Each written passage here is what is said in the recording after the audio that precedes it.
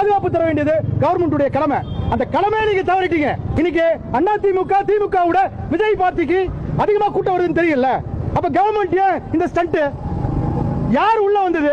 1000 பேர் எக்ஸ்ட்ரா வந்து தள்ளுமுள்ளு பண்ணி கத்தி எடுத்து வெட்டி செருப்பு எடுத்து அடிச்சு செருப்பை நீங்க ரவுண்ட் பண்ணி விஷுவல் பண்றீங்கல்ல, செருப்பு வந்து விழுதுட்டு. அப்ப அவனை அடிச்சவன செருப்பு அடிச்சவன உங்களால ஏன் விஷுவல் பண்ண முடியல? ஏன் அவனை தூக்கல? இது வரைக்கும் இன்வெஸ்டிகேஷன் வளையத்துக்குள்ள வரலாம? சொல்லுங்க. சொல்ல முடியாது. ஏன்னா அது நம்ம தானே செஞ்சோம். அப்புறம் எப்படி சொல்ல முடியும்? காழ்ப்புணர்ச்சி, அரசியல் காழ்ப்புணர்ச்சி. உன் அரசியல் காழ்ப்புணர்ச்சி ஸ்டேஜ்ல பேசு. இதே 1977 புரட்சி தலைவர் எம்ஜிஆர் அவர்கள் வரும்பொழுது லட்டி சார்ஜ் பண்ணீங்க. நீ லட்டி சார்ஜ் பண்ணீங்க. அதே தான் இன்னைக்கு விஜய்க்கு நடக்குது.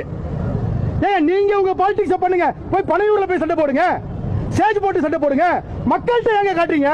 தமிழக மக்கள்கிட்ட எங்க காட்டுறீங்க? அந்த செந்தில் பாலாஜின்ற ஒரு முன்னாள் மந்திரி அதாவது பாட்டில் ஒரு பேரை போட்டு ஹாஸ்பிட்டல் ஸ்டண்ட் காட்டுறாரு. என்னங்க இது? ஆம்புலன்ஸ் திமுக போட்டிருக்கீங்க. இதை விட கேவலமான விஷயம் என்னங்க இருக்கு? மக்கள் பைத்தியக்காரனாங்க. தமிழக மக்கள் பைத்தியக்காரனா? என்ன நினைக்கிறீங்க? இன்னைக்கு சிஎம் போறா 2000 பேர் போலீஸ் வரீங்கல்ல, 2000 பேர் சும்மா வெட்டியா வந்து நிக்கிறீங்களா? நீங்க அந்த இடத்துல போய் பாதுகாப்பு கொடுக்கல. உங்களால ஏன் பாதுகாப்பு கொடுக்க முடியல? சொல்லுங்க முதலமைச்சர் அவர்களே, சொல்லுங்க. கேவலமான ஸ்டண்ட் பாலிடிக்ஸ் இது. ஒருத்தன் வளர்றானா, மக்களுக்காக வளர்றானா, நீங்க என்ன பண்ணணும்? பொலிட்டிக்கலா ஜெயிக்க பார்க்கணும். ஒரு 6 மாசம் டைம் இருக்குல்ல, நிறைய நலத்திட்டம் பண்ணுங்க, மக்களை கவர் பண்ணுங்க, அப்படி ஓட்டு வாங்குங்க. ஒருத்தன் அழிச்சு நான் மேல வருவேன் கேவலமான பாலிடிக்ஸ் சார்.